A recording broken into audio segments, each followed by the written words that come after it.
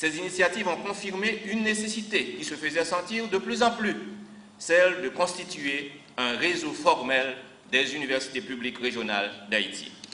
Cela nous amène à la troisième et dernière question annoncée. Quel type de réseau les UPR veulent-elles former? Veulent-elles consolider et mieux interconnecter ce qui existe déjà, c'est-à-dire des entités décentralisées, autonomes, ouvertes à la collaboration interuniversitaire, insérées dans leur milieu et au service du développement local et régional?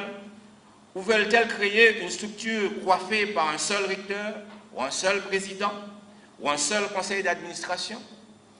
Quelle identité originale aura ce réseau par rapport aux autres institutions universitaires financées par l'État haïtien? La question centrale du type de réseau sera donc, à notre humble avis, le principal objet de nos échanges et des discussions.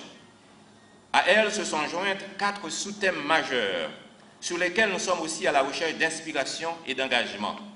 Mais il faudra sans doute organiser un atelier pour chacun de ces piliers à l'avenir, étant donné leur importance. Il s'agit de la législation sur l'enseignement supérieur, de la formation professionnelle en 2 ans dans la ligne des community colleges, de la formation à distance et en ligne, et de la mission des universités publiques dans le développement intégral et la lutte contre la misère. Je le redis, le pilier central, le potomitan de nos dialogues demeure: quelles sont les leçons apprises dans le fonctionnement de réseaux d'universités dans des contextes aussi différents que le Québec, New York, les Antilles, la France métropolitaine, la Catalogne? Comment ces leçons peuvent-elles inspirer les décideurs politiques et les gestionnaires universitaires haïtiens en fonction de la culture, des potentialités, des opportunités, des contraintes et des rêves qui leur sont propres? Le peuple haïtien compte beaucoup sur ce processus d'harmonisation, de mise en réseau et de consolidation, car sans lui, les UPR deviendront vite des UBP, c'est-à-dire des universités borlettes publiques.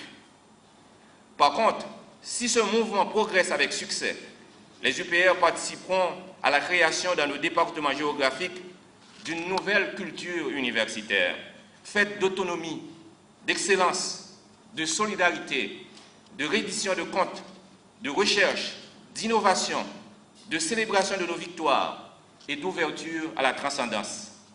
Cela mettra aussi en valeur la volonté de décentralisation du gouvernement.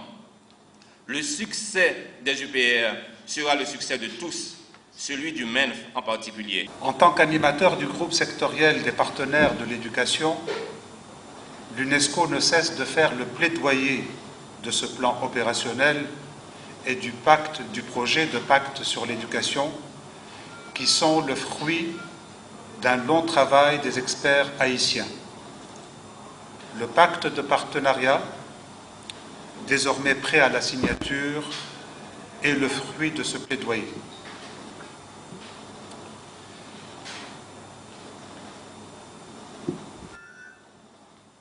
Je saisis ces occasions pour rendre hommage au travail de Madame Michaëlle Jean, envoyée spéciale de la directrice générale de l'UNESCO pour Haïti, qui est en ce moment même en Haïti pour l'inauguration du campus de Limonade, et ce pour l'appui qu'elle apporte à l'action de l'UNESCO ici en Haïti et partout dans le monde.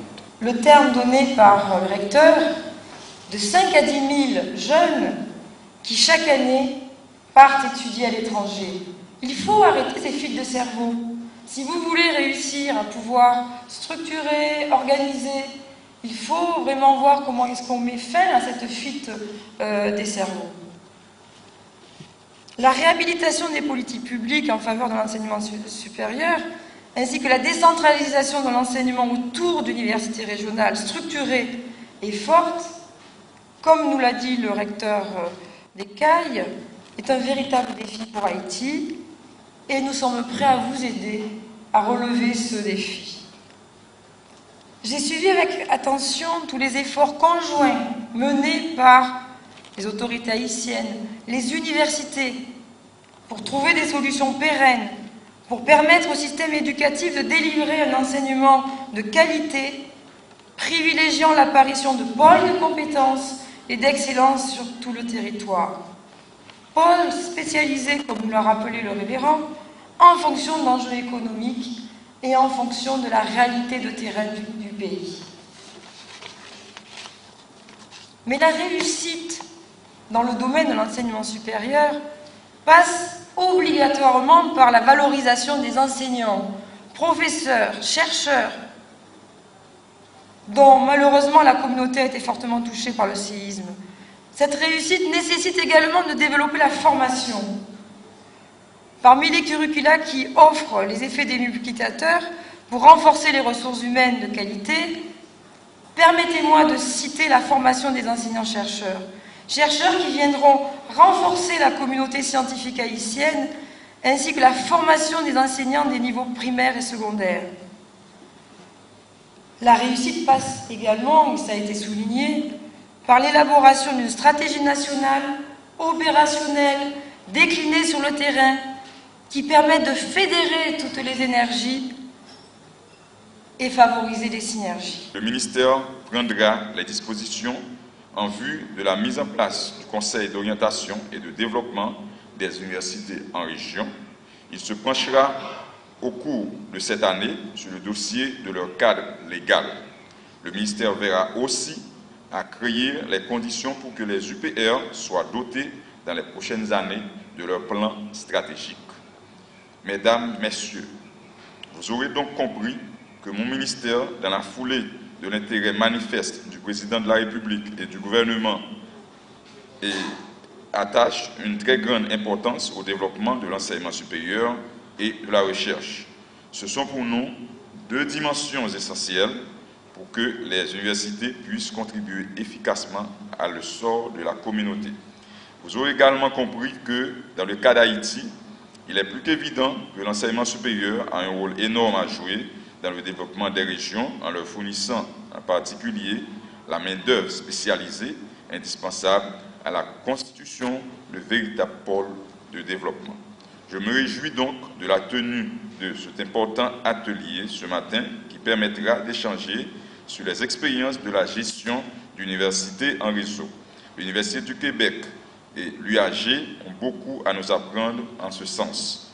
Je forme aussi le vœu que les discussions que vous allez avoir durant ces 2 jours permettront aux universités publiques en région, d'une part, d'éviter de commettre un certain nombre d'écueils et d'autre part, d'avancer de manière ordonnée vers la consolidation souhaitée.